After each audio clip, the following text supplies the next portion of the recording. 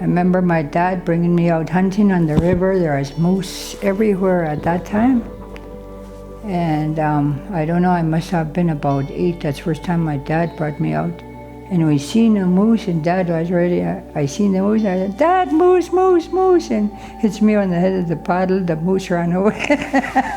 So I learned I have to be quiet when I go hunting. Yeah.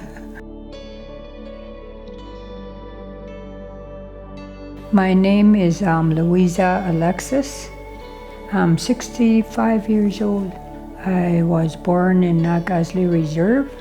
But like I said, my mom had health complications, so I was adopted to Robert Marie Hansen when I was 3 months old, and we moved up here in 1967. I grew up as a child up in Old Tachie. I think we had a really good life. Everybody was close. Everybody called each other in our Daket language. Like if you're my sister, I say Tachie. We didn't call like English names. We said it in our Daket. Always greet each other with respect and happiness. Everybody helped each other. People sitting nets along the shore, you could hear the families talking. "How much did you catch? Are you finished? We're done, we'll go help you." Everybody helped each other. My parents taught me how to fix the net and stuff. But the big one is, I think, is opening your heart to everyone. That's how my mom and dad were. We always had people living with us who drank or off the streets, but relatives. Always be a loving person.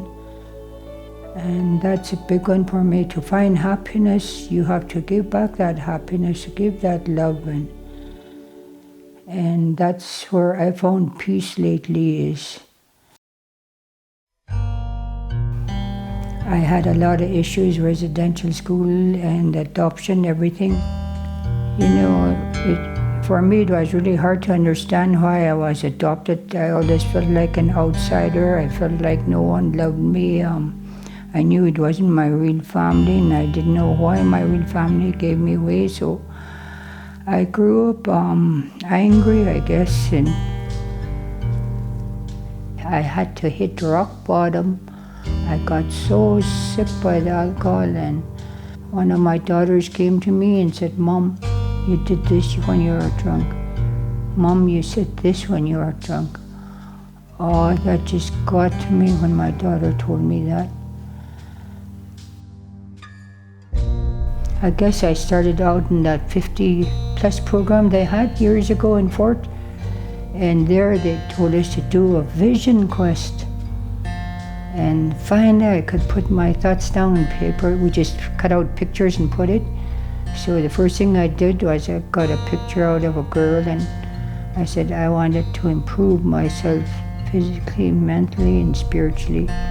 I want my own house with a fence, and I want this and all this, and things just started falling in place. I went to treatment, and I took choices and reconciliation. I started to learn how to forgive others who hurt me, and I asked for forgiveness for those that I've hurt.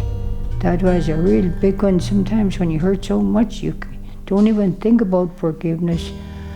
But once you forgive someone, it's like just everything just melts away. You feel happier, you feel freer. I think that's where I started to change, to be wanting to be a better person.